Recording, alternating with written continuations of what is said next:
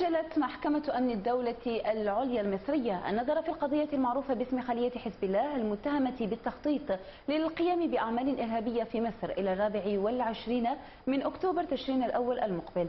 تشمل هذه الخلية 26 شخصا بينهم لبنانيان و5 فلسطينيين و19 مصريا. وقالت مصادر مطلعة إن جلسة اليوم إجرائية، إذ عمد محامي الدفاع إلى طلب تأجيل القضية للمزيد من دراسة الملف. وقالت مصر إن المتهم الأول هو اللبناني محمد قبلان، وإنه عضو قيادي في حزب الله وإنه هارب، بينما المتهم الثاني هو اللبناني محمد يوسف منصور أحمد الذي يعرف باسم سامي شهاب. للمزيد حول الموضوع معنا من العاصمة المصرية القاهرة الأستاذ عبد المنعم عبد المقصود، منسق هيئة الدفاع في محكمة خلية حزب الله في مصر. أهلا بك معنا أستاذ عبد المنعم. مرحبا يا فندم. أولا، ما هو قرار الاتهام الصادر عن نيابة أمن الدولة بحق المتهمين؟ يعني هو قرار الاتهام شمل 26 متهم من القضية، بينهم 4 هاربين والباقي يحاكم حضوريا. تسمعيني؟ نعم أستاذ عبد المنعم، تفضل. مجمل التهم ومحصلاتها هو اتهام هؤلاء الاشخاص بتهمه التخابر وحيازه اسلحه ومتفجرات وايواء متهمين اخرين كانوا ينوون دخول غزه عن طريق الانفاق. هذا هو مجمل ما اتهمت به النيابه المصريه المتهمين. نعم أستاذ عبد المنعم، لماذا هذا التأجيل؟ وهل سيصدر حكم قريب بحق المتهمين على اعتبار أن هذه القضية هي قضية أمن دولة؟ يعني هو الطلب الرئيس لهيئة الدفاع اليوم كان التأجيل. الجميع يعلم أن هيئة الدفاع لم يتصل علمها بأوراق القضية حتى الآن. أوراق القضية اجتمعت على أكثر من 3500 ورقة، لم تطلع هيئة الدفاع على ورقة واحدة، وبالتالي من حق هيئة الدفاع أن تستلم ملف الدعوة وتطالعه وتدرسه دراسة متأنية، ثم بعد ذلك تحدد وجهتها في خطتها للدفاع، لأنه لا يعقل أن يترافع المحامون من غير أن يطلعوا على ملف القضية، لا سيما أن نيابة أمن الدولة لم تمكن أي شخص من الاطلاع على ورقة من هذه القضية.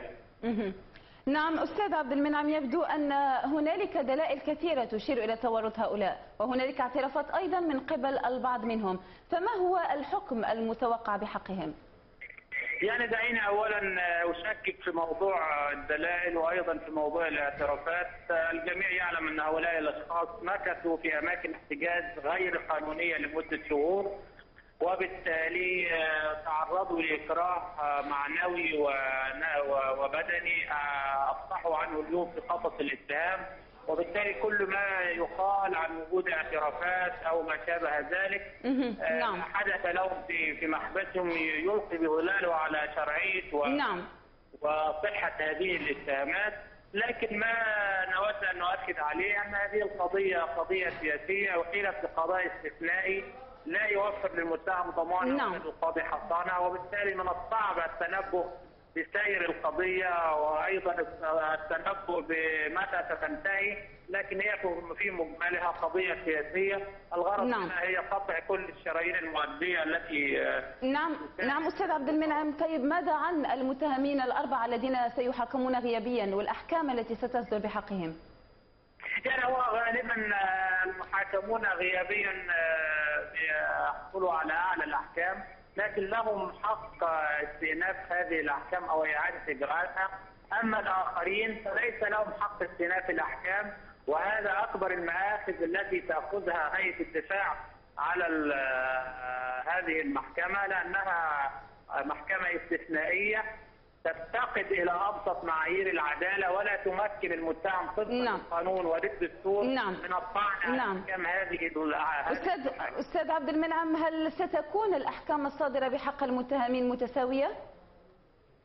لا أتصور ذلك، لكن دعيني أؤكد لك أن هناك موائمات ستخضع لها هذه القضية. كما أسلفت نحن أمام قضية سياسية، أمام قضاء استثنائي، وبالتالي من الصعب التكهن بماهية الأحكام المدد التي سيحكم عليها على هؤلاء المتهمين، وأيضا من الذين سيحصلون على البراءة، لكن أتصور أن هناك أكيد تفاوت سيحدث أو ترتبه المحكمة أثناء إصدارها حكم الإدانة إذا كان في حكم إدانة.